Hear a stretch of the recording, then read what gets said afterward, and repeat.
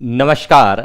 शारीरिक शिक्षक भर्ती परीक्षा पीटीआई के अंतर्गत भारत के भूगोल की हम बात कर रहे हैं और भारत के भूगोल में हम बात कर रहे हैं भारत की स्थिति एवं लाभ की। इसके अंतर्गत हमने पूरी डिटेल से इस टॉपिक को पढ़ा, साथ ही हमने पिछले क्लास में इससे संबंधित टॉप एमसीक्यूज पर बात की कि जो हमने भारत की स्थिति और लाभ पढ़ा है वहां से किस प्रकार के प्रश्न पूछे जा सकते हैं, और उसी कड़ी में आज भी हम लोग टॉप एमसीक्यूज की बात करेंगे कि कुछ प्रश्न जो और पूछे जाने की संभावना है इस टॉपिक से, उन पर बात करते हैं कि किस तरह से यहां से प्रश्न पूछे जा सकते हैं। तो देखिए, यदि हम बात करें पहले प्रश्न की आज के कि निम्नलिखित में से किस राज्य में भारत की मानक समय रेखा तथा कर्क रेखा काटती हुई प्रतीत होती है। ए मध्य प्रदेश, बी छत्तीसगढ़, सी झारखंड, डी पश्चिम बंगाल। तो देखिए यहां पर दो रेखाओं का एक साथ उल्लेख किया है। एक क्या है? भारत की मानक समय रेखा। तो सबसे पहले तो आपको यह पता होना चाहिए कि भारतीय मानक समय रेखा कौन सी है। भारतीय मानक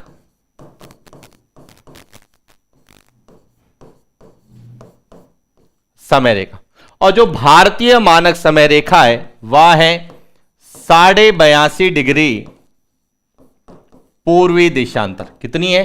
82.5 डिग्री पूर्वी देशांतर को भारतीय मानक समय रेखा कहते हैं, और यह भारत के 5 राज्यों से गुजरती है। इसके बाद दूसरी है कर्क रेखा।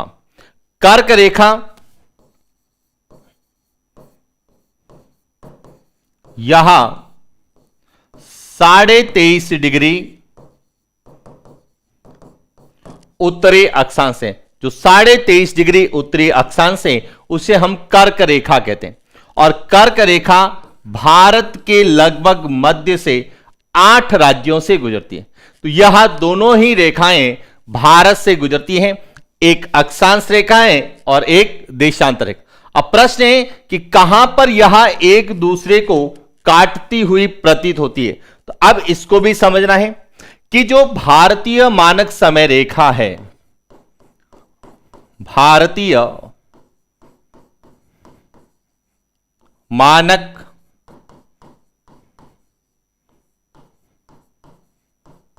समय रेखा यह कौन कौन से राज्यों से गुजरती है।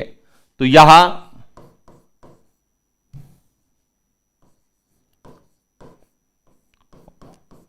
उत्तर प्रदेश,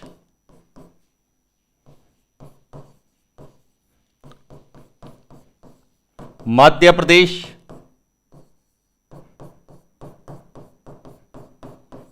छत्तीसगढ़, ओडिशा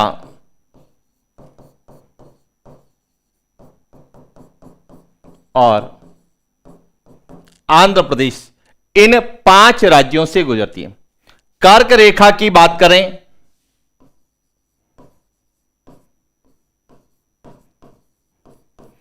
कर्क रेखा गुजरात, राजस्थान, मध्य प्रदेश, इसके बाद छत्तीसगढ़, झारखंड, पश्चिम बंगाल, त्रिपुरा और मिजोरम, इन 8 राज्यों से गुजरती है। तो जो छत्तीसगढ़ है यहां पर एक दूसरे को यहां काटती हुई प्रतीत होती। अब काटती हुई प्रतीत क्यों होती है? क्योंकि दोनों ही रेखाएं जो 82.5 डिग्री पूर्वी देशांतर है, पूर्वी देशांतर, और कर्क रेखा 23.5 डिग्री उत्तरी अक्षांश जो है, यह दोनों ही काल्पनिक रेखाएं, इसीलिए यह दोनों रेखाएं जो हैं छत्तीसगढ़ में एक दूसरे को काटती हुई क्या होती है, प्रतीत होती है। तो अब प्रश्न की बात करें तो इसका सही उत्तर क्या होगा, बी होगा छत्तीसगढ़। यद्यपि ध्यान रखना, यदि आपसे पूछा जाए कि कितने राज्य हैं जहां से दोनों रेखाएं गुजरती है, तो अब इसको भी समझना है कि मध्य प्रदेश और छत्तीसगढ़ यहां ऐसे दो राज्य हैं जहां से कर्क रेखा और भारतीय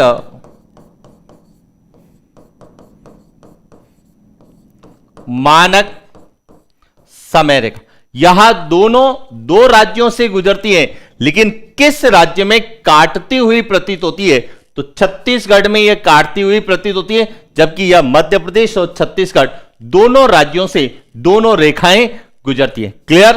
तो इस तरह से हमें कर्क रेखा और भारतीय मानक समय रेखा को लेकर प्रश्न पूछे जा सकते हैं कि कितने राज्यों से गुजरती है, कौन कौन से राज्यों से गुजरती है, कौन से ऐसे राज्य हैं जहां से दोनों रेखाएं गुजरती हैं और कहां पर यहां दोनों को काटती हुई प्रतीत होती है। क्लियर हो गया। इसके बाद बात करते हैं अगले प्रश्न की। अगला प्रश्न है, निम्नलिखित में से दो देशों के साथ सीमा का निर्धारण करने वाला राज्य समूह है। ए सिक्किम, अरुणाचल प्रदेश, पश्चिम बंगाल। बी उत्तर प्रदेश, हिमाचल प्रदेश, गुजरात। सी मिजोरम, उत्तराखंड, असम। डी राजस्थान, बिहार, मणिपुर। अब देखिए प्रश्न है कि कितने ऐसे राज्य हैं जिनकी सीमा दो देशों के साथ लगती है। तो जब हमने भारत की स्थिति और विस्तार के अंतर्गत जब राज्यों के बारे में पढ़ा कि भारत के कौन कौन से राज्य किन किन देशों के साथ सीमा का निर्धारण करते हैं, तो हमने उसमें दो कॉन्सेप्ट पढ़े थे। क्या पढ़े थे कि भारत के 3 राज्य हैं जो 3 देशों के साथ सीमा बनाते हैं और 3 राज्य हैं जो 2 देशों के साथ सीमा बनाते हैं। हम दोनों ही कॉन्सेप्ट की बात करते हैं कि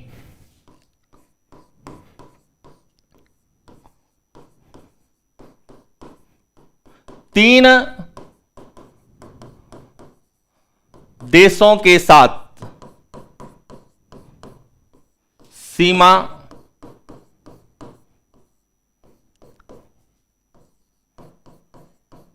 बनाने वाले राज्य, कि ऐसे कितने राज्य हैं जो 3 देशों के साथ सीमा बनाते हैं। तो देखिए, एक तो याद रखना सिक्किम। सिक्किम 3 देशों के साथ सीमा बनाता है। किसके साथ बनाता है? यहां नेपाल के साथ भी बनाता है, चीन के साथ भी बनाता है और भूटान के साथ भी बनाता है। इसके बाद है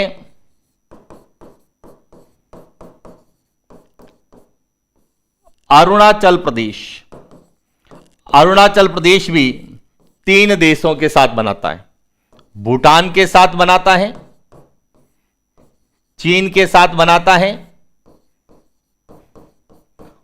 और म्यांमार के साथ बनाता है। इसके बाद तीसरा है पश्चिम बंगाल। यहां भी 3 देशों के साथ बनाता है, नेपाल के साथ भी बनाता है, भूटान के साथ भी बनाता है और बांग्लादेश के साथ भी बनाता है। यानी कि 3 देशों के साथ 3 राज्य बनाते हैं।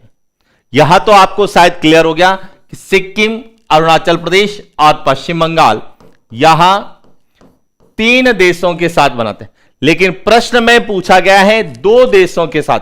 तो अब देखिए 2 देशों के साथ कौन कौन से बनाते हैं। तो एक तो है मिजोरम। कौन सा है? मिजोरम। अब मिजोरम किसके साथ बनाता है? तो मिजोरम जो है बांग्लादेश और बांग्लादेश के साथ साथ दूसरा जो है वहां है म्यांमार। बांग्लादेश और म्यांमार के साथ बनाता है। उत्तराखंड की बात करें तो उत्तराखंड जो है यहां नेपाल और चीन 2 के साथ बनाता है और असम जो है यहां भूटान और पश्चिम बंगाल के साथ बनाता है। इसलिए इसका सही उत्तर क्या होगा? सी होगा।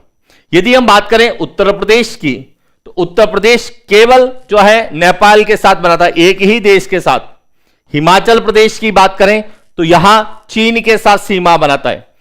गुजरात की बात करें तो यहां जो है पाकिस्तान के साथ और तटीय सीमा बनाता है। राजस्थान की बात करें तो राजस्थान केवल पाकिस्तान के साथ। बिहार की बात करें तो बिहार केवल नेपाल के साथ बनाता है। और मणिपुर की बात करें तो यहां जो है केवल म्यांमार के साथ सीमा का निर्धारण करता है, इसीलिए इसका सही उत्तर है सी। और यदि 3 देशों के साथ पूछा जाए तो सिक्किम, अरुणाचल प्रदेश और पश्चिम बंगाल याद रखना। और 2 देशों के साथ भारत के 3 राज्य ही सीमा बनाते हैं, मिजोरम, उत्तराखंड और असम। क्लियर। बात करते हैं अगले प्रश्न की। अगला प्रश्न है, चकमा शरणार्थी किन 2 देशों के मध्य विवाद का कारण है? ए भारत श्रीलंका, बी भारत म्यांमार, सी भारत बांग्लादेश, डी भारत पाकिस्तान। देखिए चकमा शरणार्थी, अब चकमा शरणार्थी क्या है? तो जो चकमा है यहां जो है बांग्लादेश की जनजाति है।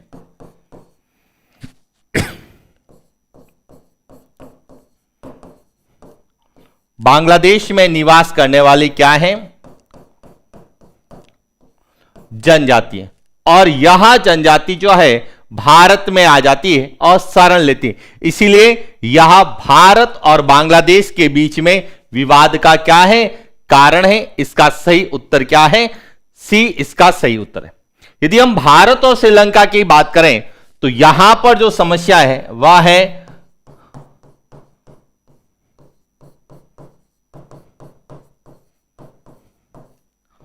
तमिल माओवादी की समस्या यहां पर मिलती है। भारत और म्यांमार की बात करें तो यहां पर जो है रोहिंग्या शरणार्थी की समस्या मिलती है। और रोहिंग्या शरणार्थी जो है भारत और म्यांमार के बीच में विवाद का कारण है। और भारत और पाकिस्तान की बात करें तो भारत और पाकिस्तान के बीच में विवाद का जो कारण है वह है पीओके। एक तो पाक अधिकृत कश्मीर, दूसरा है सरक्रिक क्षेत्र, जिसकी चर्चा हमने पिछली क्लास में भी की थी। और इसके अलावा कुछ नदी घाटी परियोजनाएं हैं, जैसे दुल्हस्ती परियोजना है, बगलिहर परियोजना है, तुलबुल परियोजना है, किशन गंगा परियोजना है। कुछ ऐसी परियोजना भी है जो कि भारत और पाकिस्तान के बीच में विवाद का कारण है। भारत और बांग्लादेश के बीच में चकमा शरणार्थी के साथ साथ जो है तीस्ता परियोजना भी विवाद का कारण है। कई बार यह पूछी गई है कि तीस्ता परियोजना किन 2 देशों के बीच में विवाद का कारण है। और तीस्ता परियोजना के साथ साथ तिपाई मुख परियोजना भी भारत और बांग्लादेश के बीच में विवाद का कारण है, जिसको हम नदी घाटी परियोजना में बहुत डिटेल से पढ़ने वाले हैं कि तिपाई मुख परियोजना जो कि बराक नदी पर मणिपुर में है और यहां भारत और बांग्लादेश के बीच में विवाद का कारण भी है। क्लियर हो गया। बात करते हैं अगले प्रश्न की। निम्नलिखित में से सार्क का सदस्य देश जो भारत के साथ अंतरराष्ट्रीय सीमा का निर्धारण नहीं करता है? ए भूटान, बी अफगानिस्तान, सी नेपाल और डी श्रीलंका। अब देखिए सबसे पहले तो आपको सार्क के बारे में पता होना चाहिए। सार्क क्या है? सार्क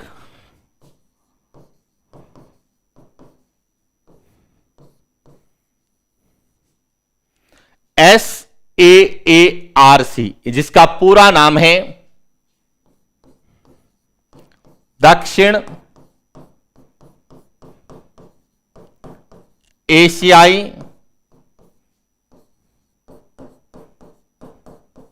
क्षेत्रीय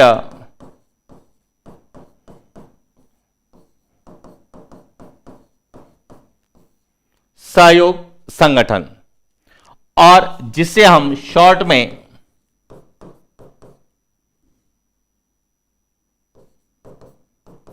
दक्षेस के नाम से जानते हैं। अब देखिए इसकी स्थापना की बात करें तो इसकी स्थापना 8 दिसंबर 1985 को ढाका बांग्लादेश में इसकी स्थापना की गई थी। और जब इसकी स्थापना की गई थी तो इसके सदस्य देश कितने थे? 7 थे। लेकिन वर्तमान में इसके सदस्य देश कितने हैं? 8 हैं। और इन 8 में जो 8वां सदस्य देश है वह अफगानिस्तान बनाया गया।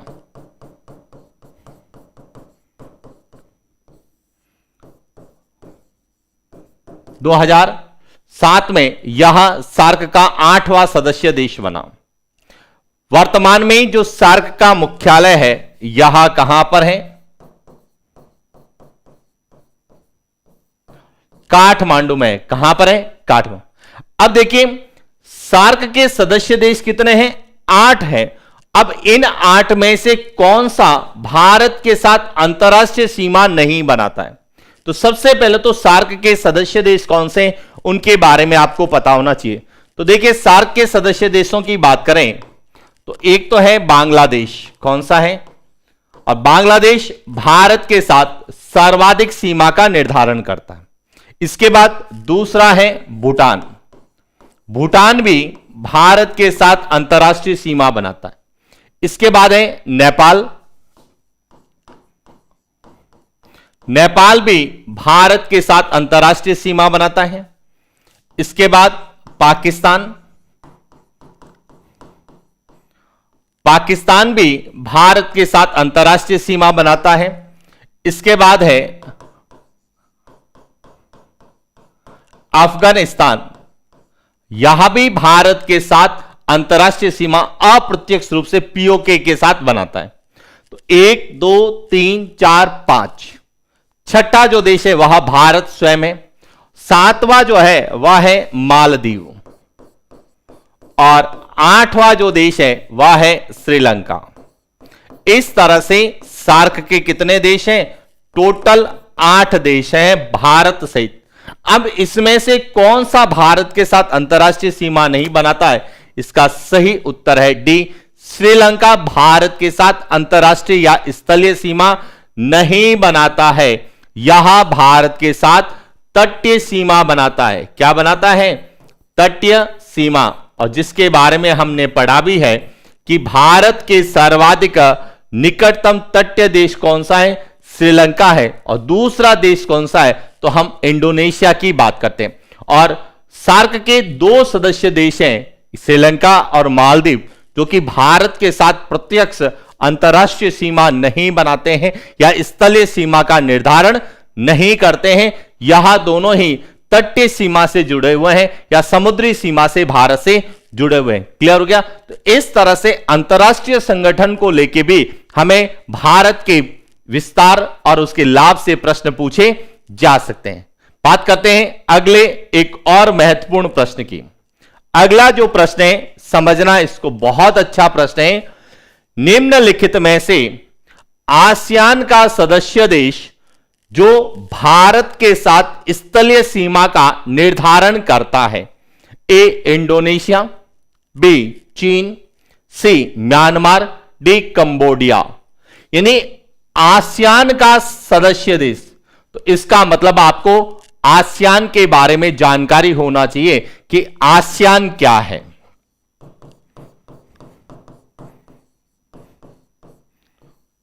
यदि हम आसियान की पूरी कहानी की बात करें तो समझना,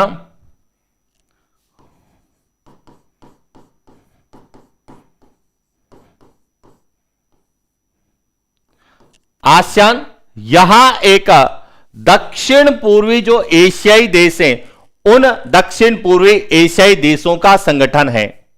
आसियान क्या है? दक्षिण पूर्वी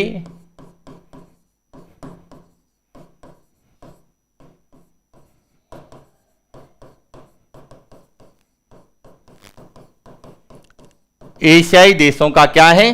संगठन।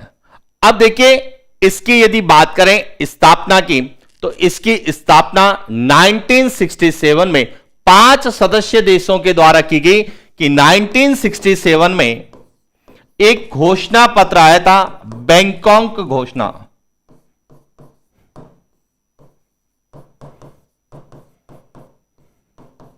बैंकॉक जो कि आपको पता होगा थाईलैंड की राजधानी है, और इस बैंकॉक में एक सहयोग के लिए संगठन बना, या एक सहयोग के लिए एक सम्मेलन हुआ जिसे बैंकॉक घोषणा पत्र कहते हैं 1967 में। और उसमें जो है 5 सदस्य देश थे। कौन कौन से थे? एक तो इंडोनेशिया,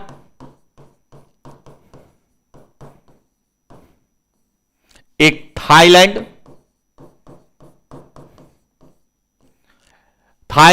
इंडोनेशिया, मलेशिया,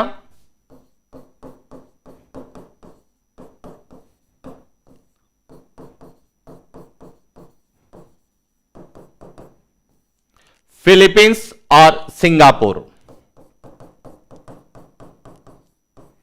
यहां जो 5 सदस्य देश थे, यहां पांचों सदस्य देश इस आसियान के संस्थापक सदस्य थे। इसके बाद इसमें 5 देश और मिले, जिसमें ब्रुनेई, लाओस,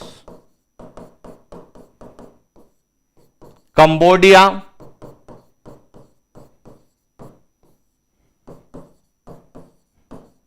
वियतनाम और म्यांमार। यहां 5 सदस्य देश बाद में आसियान के सदस्य बने, और आसियान में वर्तमान में कुल सदस्य संख्या कितनी है? 10 है। और इन 10 दक्षिण पूर्वी एशियाई देशों का जो संगठन है आसियान, इसका एकमात्र सदस्य देश है, वह कौन सा है? म्यांमार। यहां भारत के साथ सीमा का निर्धारण करता है, और यहां जो है 1997 में आसियान का सदस्य देश बना था। इसीलिए आसियान जो दक्षिण पूर्वी एशियाई देशों का संगठन है, उसका एकमात्र सदस्य देश है म्यांमार, जिसकी भारत के साथ सीमा लगती है, यानी कि भारत के साथ यह स्थलीय सीमा का निर्धारण करता है। तो देखिए, यदि हम प्रश्न की बात करें, निम्नलिखित में से आसियान का सदस्य देश, तो देखिए इंडोनेशिया आसियान का सदस्य देश है। यहां आसियान का सदस्य देश तो है, लेकिन यहां भारत के साथ स्थलीय सीमा का निर्धारण नहीं करता है। यहां भारत के साथ तटीय सीमा बनाता है, और भारत के साथ दूसरा सबसे निकटतम तटीय देश है, वह कौन सा है? इंडोनेशिया। चीन यहां आसियान का सदस्य देश नहीं है। यहां किसका सदस्य देश है? ब्रिक्स का सदस्य देश है। और ध्यान रखना, ब्रिक्स का एकमात्र सदस्य देश है चीन, जिसकी सीमा भारत से लगती है, क्योंकि ब्रिक्स में भी 5 सदस्य देश हैं। कौन कौन से हैं? ब्राजील, भारत, रूस, चीन और दक्षिण अफ्रीका। इस ब्रिक्स का एक ही सदस्य देश है चीन, जो भारत के साथ स्थलीय सीमा का निर्धारण करता है। म्यांमार यहां आसियान का सदस्य देश है, और यहां भारत के साथ स्थलीय सीमा का निर्धारण करता है। कंबोडिया यहां आसियान का सबसे नवीन सदस्य देश है। यहां 1999 में आसियान का सदस्य देश बना, लेकिन यहां भारत के साथ किसी प्रकार की सीमा का निर्धारण नहीं करता है। तो इस तरह से भारत की जो स्थलीय सीमा है, वह किन राज्यों के साथ, किन देशों के साथ लगती है, और वे देश यदि किसी भी अंतर्राष्ट्रीय संगठन का सदस्य है, तो उस अंतर्राष्ट्रीय संगठन को आधार बनाकर भी प्रश्न पूछे जा सकते हैं, जो हमारे एग्जाम पॉइंट ऑफ व्यू से इंपॉर्टेंट है। और विशेष रूप से फर्स्ट पेपर के अंतर्गत ऐसे प्रश्न काफी बार पूछे भी गए। क्लियर हो गया? बात करते हैं अगले प्रश्न की। अगला जो प्रश्न है, निम्नलिखित में से कौन सा युग्म 10 डिग्री चैनल से पृथक होता है? ए दक्षिण अंडमान लघु अंडमान, बी लघु अंडमान कोर निकोबार, सी लक्षद्वीप मिनिकॉय, डी मिनिकॉय मालदीव। अब देखिए, आपको सबसे पहले तो यह पता होना चाहिए कि 10 डिग्री चैनल है क्या। तो यदि हम बात करें 10 डिग्री चैनल की, तो 10 डिग्री चैनल का तात्पर्य है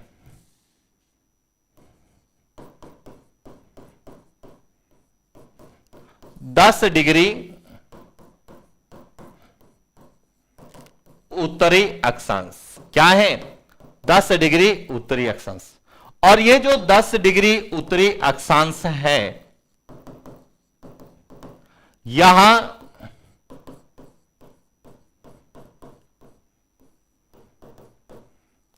अंडमान समूह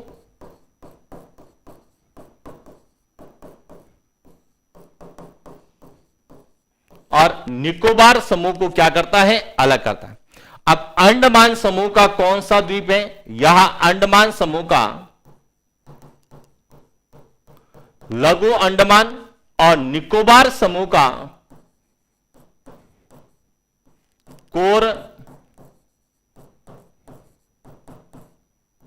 निकोबार को क्या करता है?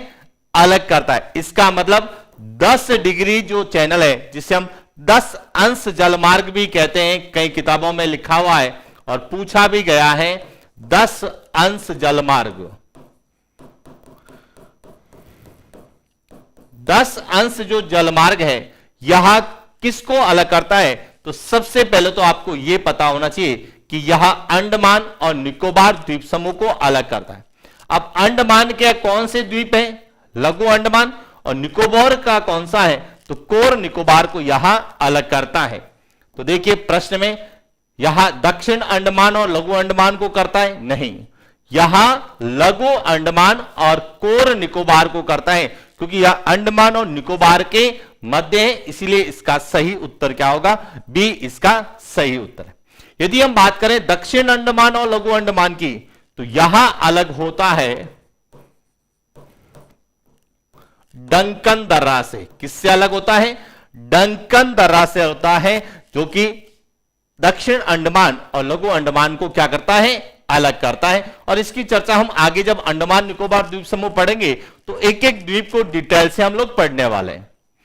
लक्षद्वीप और मिनिकॉय की बात करें, तो इनको अलग करता है, वह है 9 डिग्री चैनल। 9 डिग्री जो चैनल है, वह लक्षद्वीप और मिनिकॉय। मिनिकॉय यह लक्षद्वीप समूह का सबसे दक्षिणतम द्वीप है, जो कि 9 डिग्री से लक्षद्वीप जो द्वीप है उससे अलग होता है। और मिनिकॉय और मालदीव यह 8 डिग्री चैनल, किससे? 8 डिग्री चैनल से एक दूसरे से अलग होते हैं। मिनिकॉय यह लक्षद्वीप समूह का सबसे दक्षिणतम द्वीप है, और मालदीव यहां एक हिंद महासागर में स्थित जो है द्वीपीय देश है, जो कि एशिया महाद्वीप का भाग है। और मालदीव यहां एक प्रवाल निर्मित द्वीप की श्रेणी में आता है। तो इस तरह से चैनल्स को लेके भी प्रश्न पूछे जा सकते हैं, और चैनल्स के बारे में हम और भी आगे पढ़ने वाले हैं। बात करते हैं अगले प्रश्न की। निम्नलिखित में से आंतरिक जल क्षेत्र का भाग नहीं है। ए पुलिकट झील, बी सॉल्सेट द्वीप, C Krishna Godavari delta, D great Nicobar. अब देखिए, आंतरिक जल क्षेत्र होता क्या है? तो आपने जो है पढ़ा होगा समुद्री सीमा के बारे में। जब हम बात करते हैं भारत की समुद्री सीमा की, तो समुद्री सीमा के अंतर्गत जो तट और तट रेखा है, यहां तट और यहां तट रेखा, इन दोनों के बीच का जो यह क्षेत्र होता है, इसे हम आंतरिक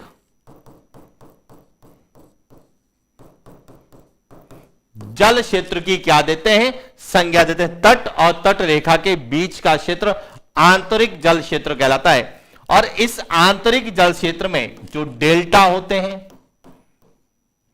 जो लैंगून झील होती है, जो भी एस्चुरी होती है, जो भी अपतटीय द्वीप है, यहां सभी इस आंतरिक जल क्षेत्र के अंतर्गत आते हैं। अब देखिए पुलिकट झील की बात करें तो पुलिकट झील यह आंध्र प्रदेश में एक लैंगून का उदाहरण है। किसका उदाहरण है? लैंगून का उदाहरण है। जैसे सामान्यतः हम पढ़ते हैं कि भारत की सबसे बड़ी लैंगून है चिल्का झील, लेकिन चिल्का झील की भांति ही यहां भी पुलिकट झील एक लैंगून झील का उदाहरण है, जो कि आंध्र प्रदेश और तमिलनाडु की सीमा पर स्थित है। सॉलसेट द्वीप यह महाराष्ट्र में स्थित एक अपतटीय द्वीप है और इसी सॉलसेट द्वीप पर मुंबई शहर बसा हुआ है। कृष्णा गोदावरी यहां एक डेल्टा है। तो देखिए लैंगून अपतटीय,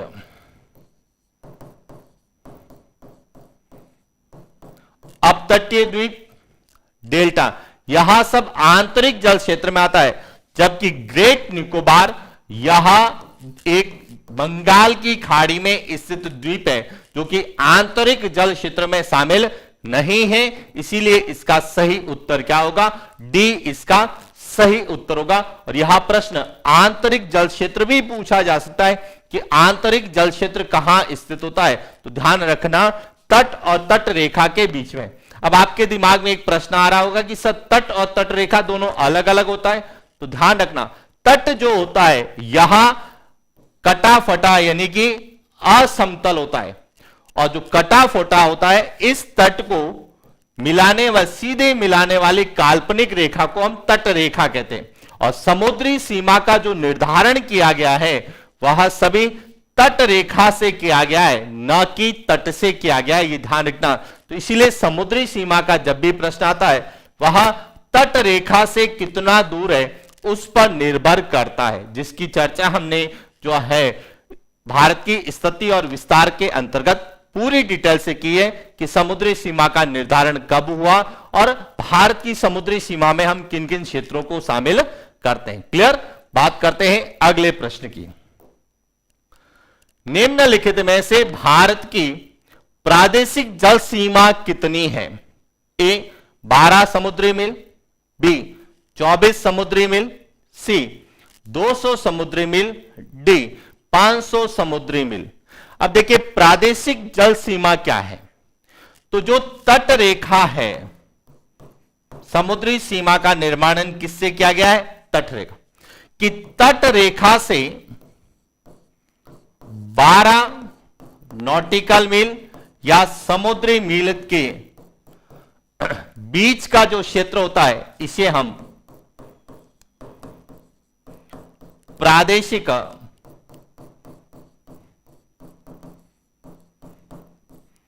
जल सीमा कहलाता है। तो इसलिए इसका सही उत्तर क्या होगा? ए 12 समुद्री मील होगा। और यहां जो प्रादेशिक जल क्षेत्र है यहां भारत की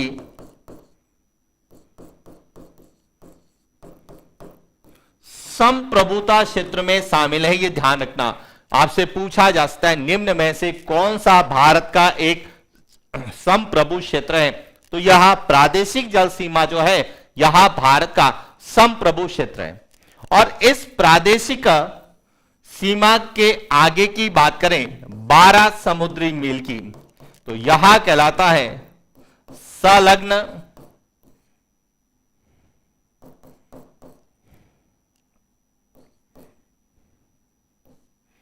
जल क्षेत्र या संलग्न सीमा क्षेत्र के नाम से, जो कि तट रेखा से 24 समुद्री मील होता है और तट रेखा से 200 समुद्री मील तक का जो क्षेत्र है उसे हम कहते हैं अनन्य आर्थिक क्षेत्र।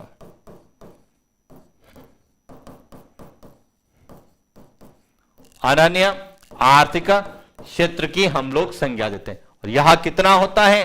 तट रेखा से जो है 200 समुद्री मील तक की दूरी का होता है। तो इसीलिए जल सीमा यानी समुद्री सीमा के बारे में भी हमें पूरी जानकारी होनी चाहिए। क्लियर? बात करते हैं अगले प्रश्न की। निम्नलिखित में से निर्दोष पारगमन क्षेत्र कहलाता है? ए प्रादेशिक जल सीमा, बी संलग्न सीमा क्षेत्र, सी आंतरिक जल क्षेत्र और डी अनन्य आर्थिक क्षेत्र। अब समझना कि प्रादेशिक जल सीमा क्षेत्र यहां तट रेखा से 12 समुद्री मील होता है और यह जो है भारत का संप्रभु क्षेत्र माना जाता है। संलग्न सीमा क्षेत्र यहां तट रेखा से 24 समुद्री मील तक का क्षेत्र होता है और यहां एक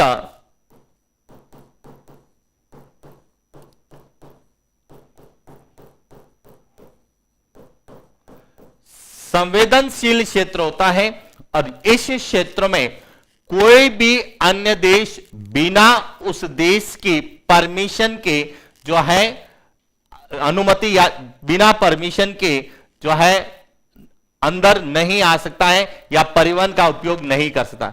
और यहां जो क्षेत्र है यहां पूर्ण रूप से उन देशों के लिए होता है जो पूर्णतः निर्दोष क्षेत्र होता है। यहां तक कि इसीलिए इस संलग्न सीमा क्षेत्र को निर्दोष पारगमन क्षेत्र भी कहा जाता है। इसका सही उत्तर है वह है बी।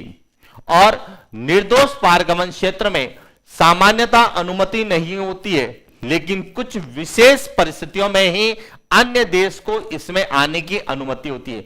जैसे यदि कोई जहाज है वहां उसका ईंधन खत्म हो गया है तो उस समय वह देश इसमें अनुमति का ले सकता है जिस देश के जहाज का ईंधन समाप्त हुआ है, या कोई प्राकृतिक आपदा आई है, या फिर समुद्री डाकुओं का पीछा करते हुए यदि कोई भी अन्य देश इसमें आता है तो उसको अनुमति होती है।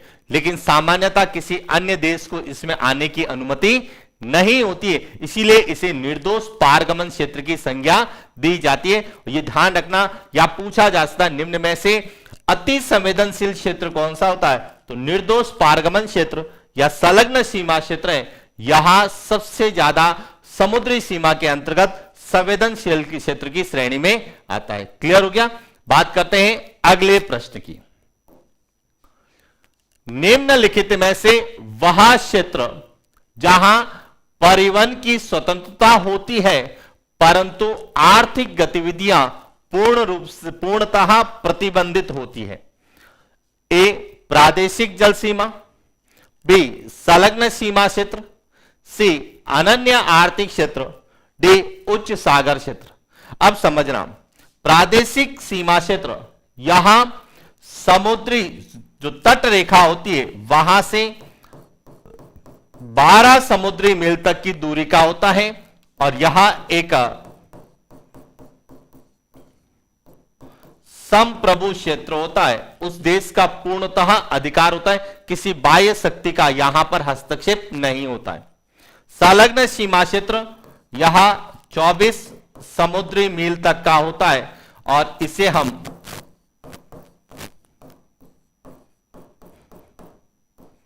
निर्दोष पारगमन क्षेत्र भी कहते हैं, जो कि एक संवेदनशील क्षेत्र है। अनन्य आर्थिक क्षेत्र यहां तट रेखा से 200 समुद्री मील तक का क्षेत्र होता है और यहां पर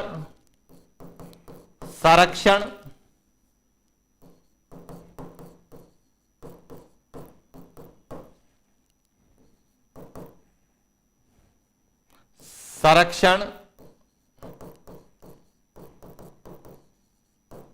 अनुसंधान, दोहन और कृत्रिम द्वीप स्थापित करने जैसे अधिकार जो है संबंधित देश को दे रखे होते हैं। और 200 नॉटिकल मील, 200 समुद्री मील से आगे का जो महासागरीय क्षेत्र होता है उसे हम उच्च सागर क्षेत्र कहते हैं। उच्च सागर क्षेत्र पर यूएनओ का अधिकार होता है।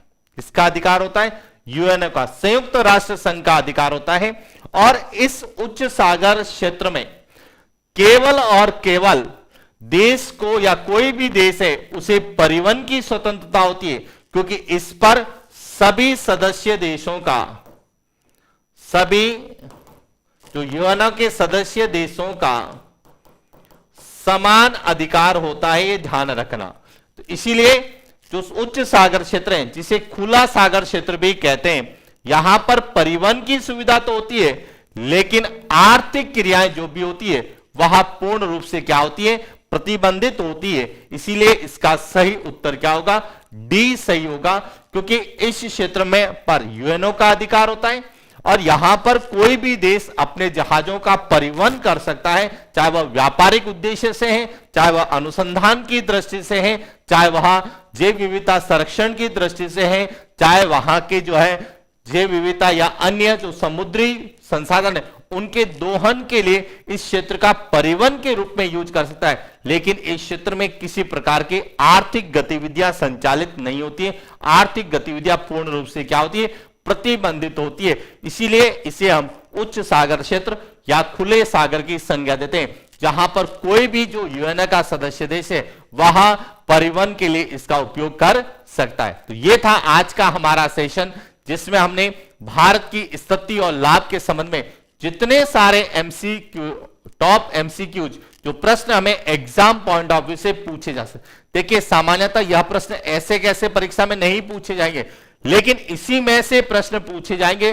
वह आपसे प्रादेशिक जल सीमा के बारे में पूछ सकता है, वह उच्च सागर क्षेत्र को लेकर पूछ सकता है कि उसकी तट रेखा से दूरी कितनी होती है, उसका उपयोग कौन कर सकता है, किसके संदर्भ में किया जा सकता है। लेकिन हम कोशिश ये करें कि एक ही प्रश्न में हमारे सभी टॉपिक क्या हो जाए, या पूरा टॉपिक एक ही प्रश्न में क्लियर हो जाए, ताकि बार बार हमें हर एक टॉपिक को पढ़ने की आवश्यकता नहीं, केवल हम एक क्वेश्चन पढ़ें, हमारा पूरा टॉपिक है तो उस टॉपिक से जितने सारे प्रश्न बनेंगे वहां प्रश्न हमारे क्लियर हो जाए। तो ये था हमारा सेशन, जिसमें हम लोगों ने टॉप एमसीक्यूज के बारे में बात की, और अगली क्लास में हम जो हमारे सिलेबस के अकॉर्डिंग कोई नया टॉपिक है उस नए टॉपिक की क्या है, शुरुआत करने वाले हैं। और इसके साथ हमारा जो भारत की स्थिति और लाभ है उसको लेके जितने सारे प्रश्न बनने चाहिए थे उन सभी प्रश्नों की हम लोगों ने बात की है। क्लियर। अब एक और सूचना आप लोगों के लिए कि पीटीआई के लिए विशेष रूप से यह थर्ड ग्रेड पीटीआई के लिए जो है, लेकिन जो भी विद्यार्थी सेकेंड ग्रेड की तैयारी करना चाहता है पीटीआई के लिए, या सेकेंड ग्रेड स्कूली एजुकेशन की तैयारी कर रहा हूं, जिन्हें भारत, विश्व और राजस्थान का भूगोल का अध्ययन करना है, तो वहां इस क्लास के साथ साथ एलएम ज्योग्राफी मोबाइल एप्लीकेशन अपने गूगल प्ले स्टोर से जो है डाउनलोड करें। डाउनलोड करते ही उसमें जो है आपको कोर्स मिलेंगे, उन कोर्स को आप परचेज कर लीजिए और करने के बाद अपनी तैयारी को जो है निरंतर बनाए रखें कि अब ना तो रुकना है ना ही थकना है, मेहनत करके लक्ष्य को पाना है। कुछ विद्यार्थियों ने कमेंट्स भी किए कि सर थर्ड ग्रेड के लिए भी राजस्थान, भारत और विश्व का ज्योग्राफी करवाइए, आरएस के लिए भी भारत, राजस्थान और विश्व की ज्योग्राफी। तो देखिए हम शीघ्र ही बहुत जल्दी राजस्थान, भारत और विश्व के भूगोल को आरएस के संदर्भ में भी पढ़ाने वाले हैं, थर्ड ग्रेड के संदर्भ में भी पढ़ाने वाले हैं, और जो फर्स्ट लेवल की थर्ड ग्रेड के एग्जाम्स होने वाले मेन एग्जाम, उसमें जो ज्योग्राफी का पोर्शन है वहां भी आपको मोबाइल एप्लीकेशन के माध्यम से पढ़ाने वाले हैं। और आप में से कई ऐसे विद्यार्थी भी होंगे जो अपनी तैयारी के साथ साथ दूसरों को भी पढ़ाना चाहते हैं, लेकिन वह चाहते हैं कि हमें अच्छा कंटेंट, अच्छी क्लास मिले। तो उनके लिए भी हम एक ऐसा प्रोजेक्ट लेके आ रहे हैं कि पूरे भारत, विश्व और राजस्थान की ज्योग्राफी का संपूर्ण सिलेबस, चाहे वह किसी एग्जाम का पार्ट है या नहीं है, लेकिन नॉलेज पॉइंट ऑफ व्यू से एक अलग से हम कोर्स असाइन कर रहे हैं। कुछ दिनों बाद हम उसकी सूचना आप लोगों को दे देंगे कि किस तरह से जो केवल राजस्थान ज्योग्राफी का पूरा कोर्स पढ़ने वाला है, जो है पढ़ना चाहते हैं उनके लिए अलग है, जिसमें संबंधित एग्जाम के तो होंगे, लेकिन उसके अलावा उन टॉपिक को भी मेंशन किया जाएगा जो किसी एक पर्टिकुलर जो है एग्जाम में नहीं है। जिसमें राजस्थान ज्योग्राफी के जितने टॉपिक है उनके लिए हम शीघ्र ही अलग से जो है कोर्स लाने वाले हैं। तो आप लोग ऐसा मत सोचना कि केवल जो है फर्स्ट ग्रेड, सेकेंड ग्रेड के लिए नहीं है। ज्योग्राफी राजस्थान के जितने भी कंपटीशन होते हैं उसमें ज्योग्राफी को लेकर, चाहे वह राजस्थान की है, चाहे वह भारत की है, चाहे वह विश्व की है, यह सभी कोर्सेज आपको एलएम ज्योग्राफी मोबाइल एप्लीकेशन पे मिलने वाला है और इसे आप गूगल प्ले स्टोर से डाउनलोड कर लें। डाउनलोड करने के बाद वहां पर कोर्स की पूरी समरी है, कौन कौन से कोर्स शुरू कर दिए गए वहां मिलेंगे, कौन से हम लोग करने वाले हैं, तो उसका नोटिफिकेशन जल्दी ही हम आप लोगों को जो है देने वाले हैं। तो आज के लिए इतना ही, और आपसे एक और मेरा निवेदन है कि आप इस YouTube चैनल को जो है अधिक से अधिक लाइक, शेयर और सब्सक्राइब करें, खुद भी करें, अपने दोस्तों और परिवार को भी बताएं कि जो भी कंपटीशन की तैयारी करने वाले हैं या करना चाहते हैं, चाहे वह अभी 12th क्लास ही क्यों ना उसने जो है पूर्ण किए और कॉलेज एजुकेशन शुरुआत की,